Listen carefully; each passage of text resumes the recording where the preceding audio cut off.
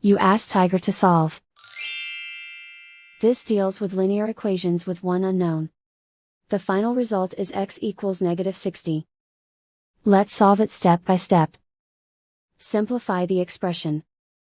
Group like terms. Simplify the arithmetic. Group all constants on the right side of the equation. Add 10 to both sides. Simplify the arithmetic.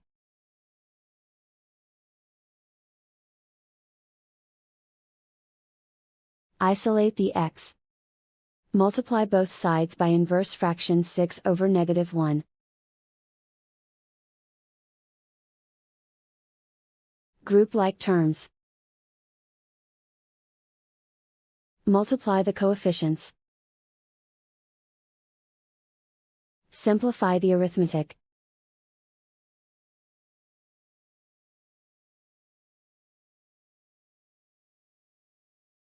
And so the final result is x equals -60.